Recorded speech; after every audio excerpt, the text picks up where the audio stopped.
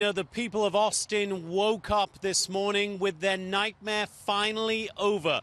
The news that the serial bomber was dead. But this investigation continues apace today, and not too far from where I am, a few miles away in Pflugerville, is where Mark Conditt lived. And right now, police have large areas of that small suburban town cordoned off and evacuated. It would appear that they are concerned about the possible presence of further explosive devices, either in the home that Conditt apparently shared with two roommates or in the immediate surrounding area. So they continue to talk to those roommates. They continue to talk to Conditt's immediate family members. None of those are suspects in this case, and apparently they are all being cooperative. And the governor of Texas says investigators also to continue to pore over Conditt's online presence, looking for clues. Listen here.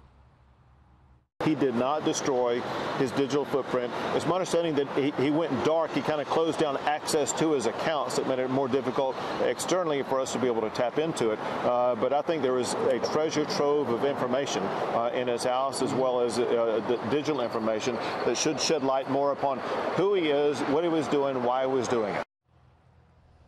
The bomber's biggest mistake appears to have been using a FedEx store to mail at least some of the packages. He was caught on more than a dozen surveillance cameras that are mounted within that store. He was wearing a wig and wearing gloves, as you can see in these pictures from the surveillance cameras, but investigators were able to get a positive ID on him.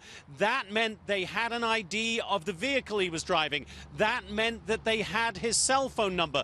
Those two things came together last night right where I'm standing, Dana.